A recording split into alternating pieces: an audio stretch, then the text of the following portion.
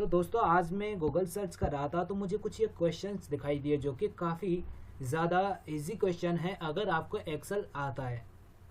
जो कि कुछ इस तरह सवाल है। यहाँ पर ये कहा गया था total calories of Snickers and potatoes, यानी कि मुझे यहाँ पर जो कैंडी और कैलोरीज हैं इसका एंड फ्रूट एंड वेजिटेबल्स की कैलोरीज का, यानी कि स्निकर्स एंड पोटैटो, इन दोनों की कैलोरीज को मिलाकर यहाँ पे लाना है।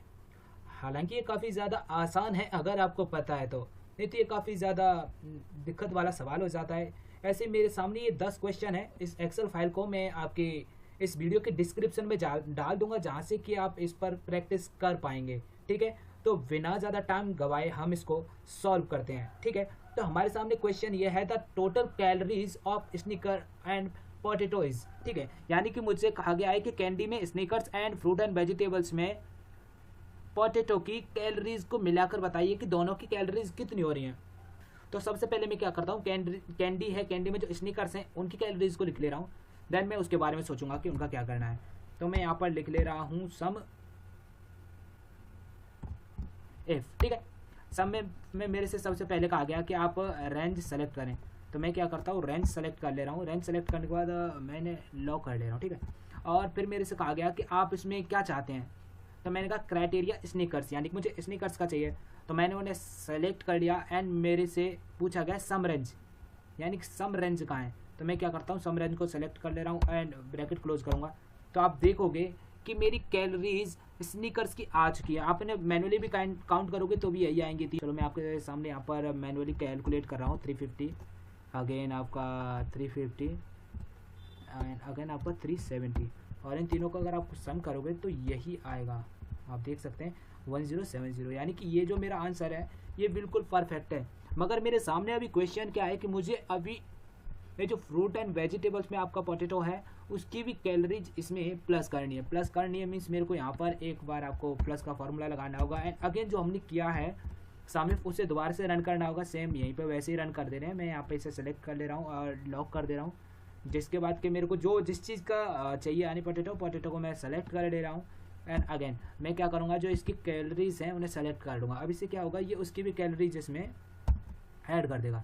अब मैं ब्रैकेट क्लोज करूँगा। आप देख सकते हो कि 1150 कैलोरीज टोटल बर्न हो रही हैं। मगर देखो ये सवाल थोड़ा सा अधूरा है, हालांकि ये पूरा हो गया है। मगर अगर आपका ऐसे भी नहीं आता तो आप यहाँ पे एक काम कीजिए, सम लिख लीजिए और लास्ट में एक आपका पैरेंथेसिस दे दीजिए जिससे प्रॉपर रन करेगा। हालांकि अभी भी ये प्रॉपर ही रन कर रहा है मगर फिर भी आपको ऐसा करना है। ठीक है, एंड अगेन हमारे सामने सेम क्वेश्चन है कि कैंडीज़ में आपका मार्स है एंड फ्रूट एंड वेजिटेबल्स में आपका कैरेट है। इन दोनों की कैलोरीज को मिलाकर यहाँ पे दिखाना है। सेम वही फंक्शन रन करना है और आपका आंसर आ जाएगा। ठीक है, तो ये मैं आपके लिए छोड़ दे रहा हूँ कि आप इसे कैसे करते हैं। हम चलते हैं नेक्स्ट क्वेश्चन पे। ठीक है, तो नेक्स्ट क्वेश्चन है the sum of largest two numbers in the range C3 to C11, यानी कि यहाँ से लेके यहाँ तक में जो लार्जेस्ट टू नंबर है यानी कि सबसे बड़ी जो टू नंबर है मुझे उनका क्या करना है, सम करना है। तो सबसे बड़ी बात तो मेरे लिए यह है कि मुझे यहाँ पर सबसे लार्जेस्ट जो दो नंबर है उन्हें निकालना है। तो उसके लिए मुझे क्या करना होगा, क्या करना है, लार्ज लिखना है और मुझे रेंज को सेलेक्ट करना है। ठीक है, मैंने रेंज सेलेक्ट किया और रेंज क्या किया, मैंने 1 को सेलेक्ट कर लिया एंड ब्रैकेट किया। तो आप देखोगे जो सबसे बड़ी संख्या है इसमें वो 87 है। ठीक है, अब मुझे क्या करना है, इसमें दूसरे नंबर यानी कि अभी ये फर्स्ट नंबर है आपका, मुझे एक्सेल का लार्जेस्ट सेकेंड नंबर भी इसमें प्लस करना है। तो मैं यहाँ पर क्या करता हूँ, प्लस कर दे रहा हूँ एंड अगेन मैं इसी में लार्ज लिखूंगा एंड सेम वही रेंज मेरे को दोबारा से सेलेक्ट करनी है एंड कॉमा लगाना है और सेकेंड नंबर यानी कि मुझे सेकेंड नंबर की लार्जेस्ट नंबर चाहिए। जो हमने सेलेक्ट किया वैल्यू, इसमें जो सेकेंड लार्जेस्ट नंबर है वो मुझे दिखा दे। पहले हमने किया फर्स्ट लार्जेस्ट एंड अगेन हमने किया सेकेंड लार्जेस्ट एंड हम यहाँ पे एंटर करेंगे। तो जो हमारी दो सेकेंड लार्जेस्ट वैल्यू हैं दोनों फर्स्ट एंड सेकेंड, उन दोनों का जो सम है वो होगा आपका 154। ठीक है, उम्मीद कर रहा हूँ आपको चीज़ें समझ आ रही होंगी। अगर समझ नहीं आ रही तो आप वीडियो को थोड़ा सा रिपीटेड देखिए और थोड़ा सा समझने की कोशिश करें। चीज़ें बहुत ईजी हैं। ठीक है, एंड आपके सामने अगेन यही सेम क्वेश्चन है यहाँ पे, और यहाँ पे भी यही कहा गया है कि टू लार्जेस्ट नंबर को मिलाकर बताइए। तो वही जो चीज़ें हमने यहाँ पे की वही आपको ये चीज़ें यहाँ पर करनी है। आपको ये भी करना है एंड ये भी करना है। ठीक है, मैं आपको खाली समझा दे रहा हूँ जितना भी होगा। तो दोस्तों अगला क्वेश्चन है हमारे लिए, शिफ्ट स्टार्ट से लेके एंड तक जो बंदा काम करता है उस हार्स को हमें निकालना है, जो कि काफ़ी ज़्यादा ट्रिकी होता है। ज़्यादातर लोग क्या करते हैं, जो आपका शिफ्ट एंड टाइम होता है उसे क्या करते हैं, शिफ्ट स्टार्ट टाइम से माइनस कर देते हैं, जो कि बिल्कुल गलत तरीका है। उससे आपको हमेशा गलत आंसर मिलेगा। फॉर एग्जांपल मैं आपके सामने कर दे रहा हूँ shift and minus shift start, तो आप देखोगे कि ये एरर आ रहा है और एरर ही आएगा बिकॉज अब ये कोई प्रॉपर वे नहीं है। तो आपको क्या करना है, इसके लिए इफ़ लिखना है।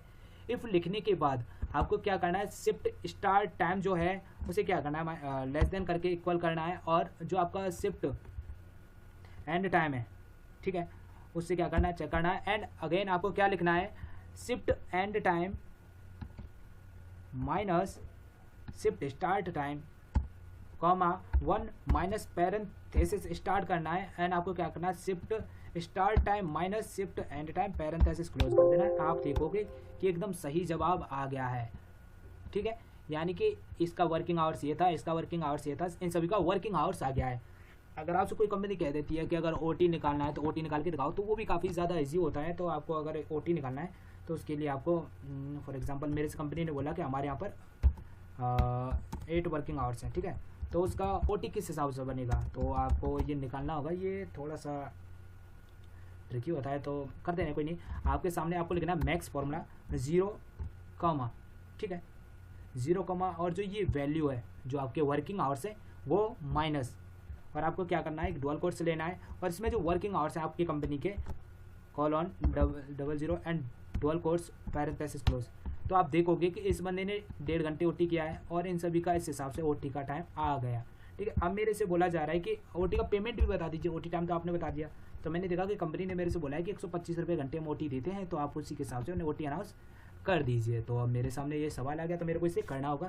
तो मैं क्या करता हूँ, इसके लिए जो हमारा वर्किंग आवर्स है उसे मल्टीप्लाई करूँगा 24 से, एंड अगेन मल्टीप्लाई करूँगा 125 जो रुपीज़ है हमारे। तो इसे क्या करता हूँ, मैं करता हूँ लॉग, और मैं यहाँ पे चेक करूँगा। तो आप देखोगे यहाँ पर आ गया, मगर ये क्या आ रहा है, डेट में आ रहा है। तो वो है जनरल से चेंज करना होगा, उसे जनरल करना होगा। तो इस बंदे ने 1.5 घंटे ओटी किया है, इसका आपका ओटी 187 पैसे, और इसने 1 घंटा किया, इसका 125, और इसी तरह से आप सभी का अमाउंट देख सकते हैं। ये इनका ओटी अमाउंट भी आ चुका है आपके कहने पे, जितना इनका ओटी अमाउंट बन रहा था। तो आप इस तरह से इस टाइप के डेट रिलेटेड सवालों को, टाइम रिलेटेड सवालों को हल कर सकते हैं। तो चलते हैं अगले क्वेश्चन की तरफ। और दोस्तों अगला जो सवाल है ये हमारे पास ये टाइमिंग के रिकॉर्डिंग सवाल है, यानी टाइमिंग जो होती है वो किस तरह से रन करती है, ठीक है। मैं यहाँ पर इन सभी चीज़ों को अभी हटा दे रहा हूँ, एक रख दे रहा हूँ आपके समझने के लिए, ये किस तरह से रन करेगी, ठीक है। तो आपको क्या करना है, यहाँ पर हमें डिफरेंट बताना है, यानी कि जो शिफ्ट स्टार्ट टाइम है उससे लेकर टिल शिफ्ट एंड टाइम है वहाँ तक बंदे ने, जो भी एम्प्लॉय है उसने कितने घंटे काम किया, यानी कि हमें वर्किंग आवर्स निकालने हैं, ठीक है। वो हमें डिफरेंट बताना है कि बंदे ने कितना काम किया, जो टाइमिंग का डिफरेंट है इन दोनों के बीच कितना, ठीक है। तो स्टार्ट करते हैं। तो इसके लिए हमें कुछ नहीं करना है, इफ़ फार्मूला रन करना है। इफ़ के बाद जो हमारी शिफ्ट स्टार्ट टाइम है, ठीक है, उसको हमें करना है लेस देन इक्वल, एंड जो हमारा शिफ्ट एंड टाइम है, ठीक है, एंड कॉमा करना है। इसके बाद हमें जो shift and time minus shift start time again comma A1 minus, अब हमें क्या करना है, पैरेंथेसिस स्टार्ट करना है। पैरेंथेसिस में जो आपका start time minus and time and parenthesis close करोगे, आपके सामने वो टाइम आ जाएगा।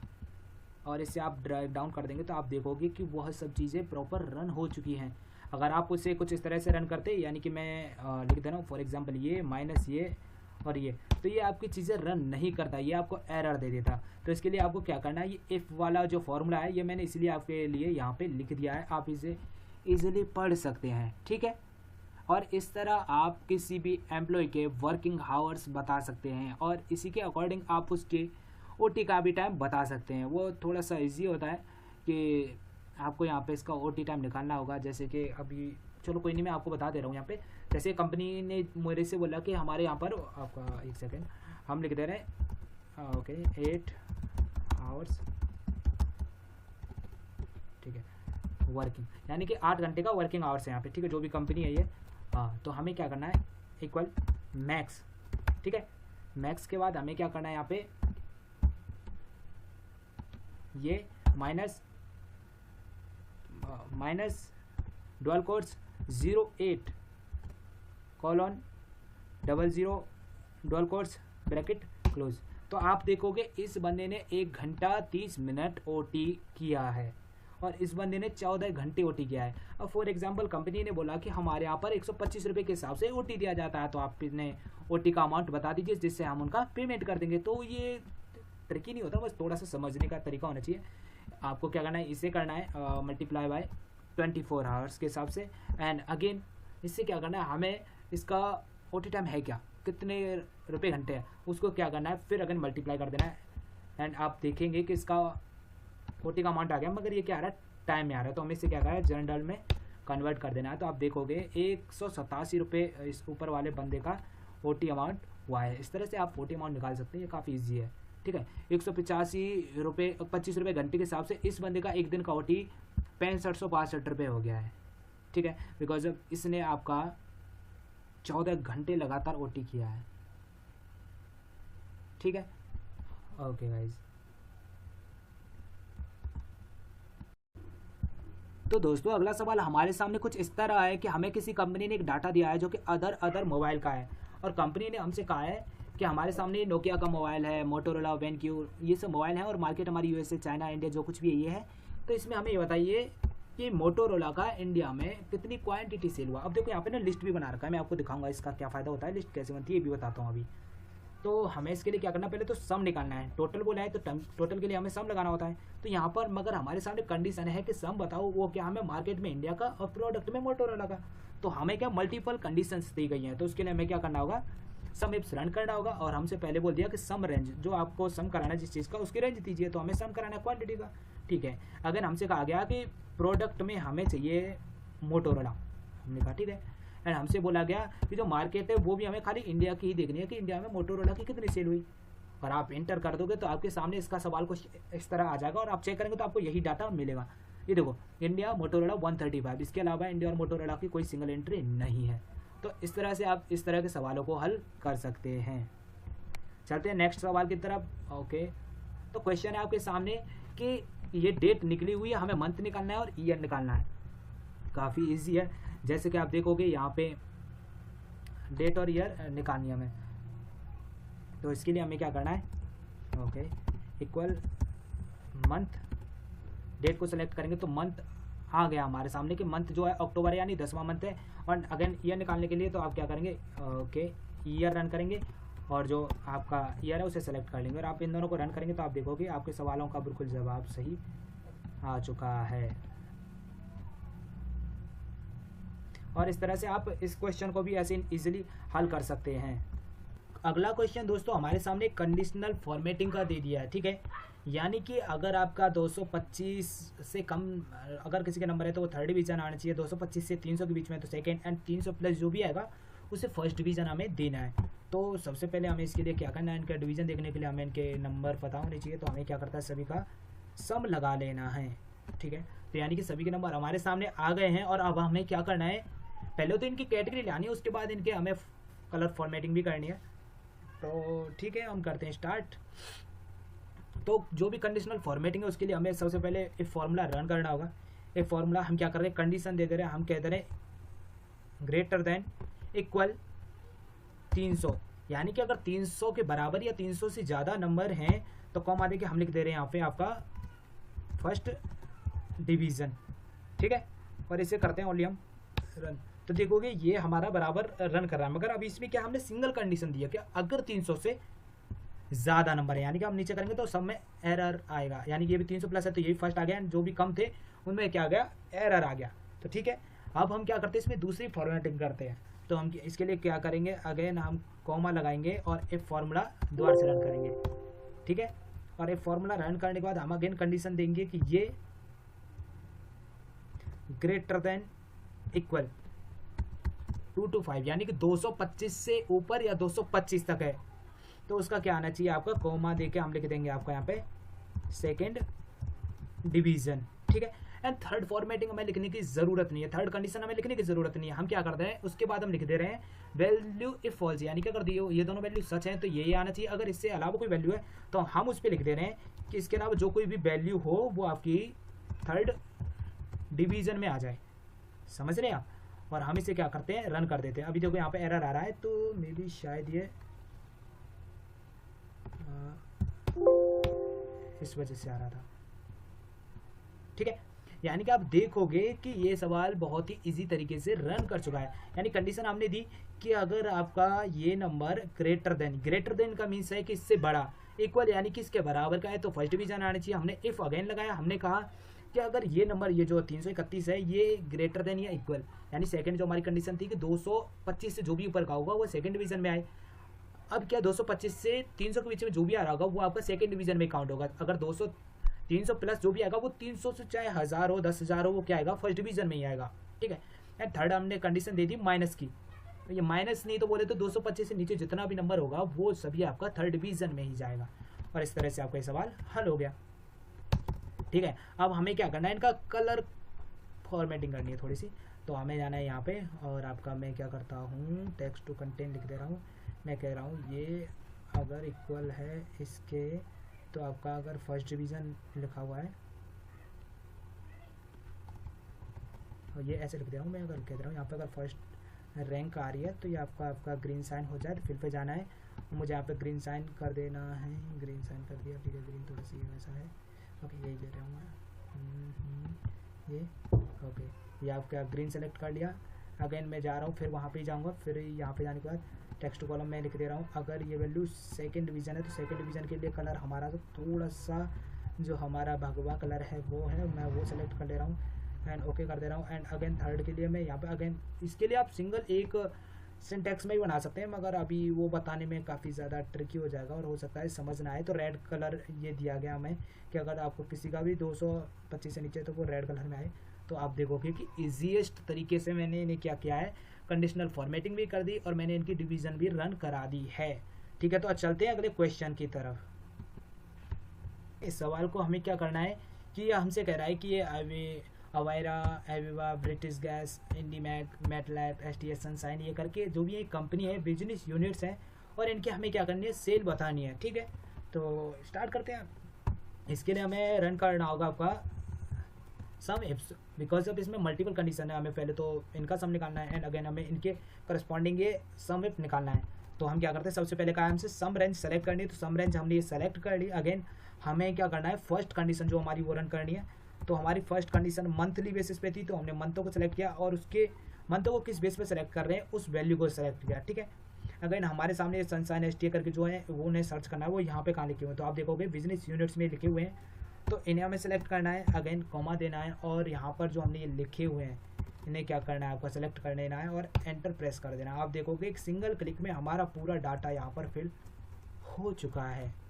ठीक है, और ये नीचे भी सेम क्वेश्चन है, सेम करने का बस तरीका वही है, आपको थोड़ा सा माइंड लगाना है और चीज़ों को ईजीएस्ट तरीके से रन करना है। तो ये चीज़ें आपको उम्मीद करता हूँ समझ आ रही होंगी और हम चलते हैं नेक्स्ट क्वेश्चन 8 की तरफ।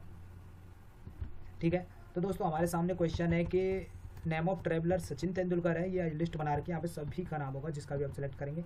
ये कह रहे हैं कि हमें आप इनका अमाउंट बताइए। तो इसे दो तरीके से कर सकते हैं, या तो समिप्स यूज़ कर सकते हैं आप, या फिर वी लुकअप कर सकते हैं। तो मैं यहाँ पर करूँगा वी लुकअप वैल्यू ये, और मैं क्या कर रहा हूँ यहाँ पर आपका ये जो फॉर्म सभी जगह को सेलेक्ट कर ले रहा हूँ और हमसे जो मांगा गया था उसका कॉलम इंडेक्स नंबर क्या हमें मांगा गया था, अमाउंट।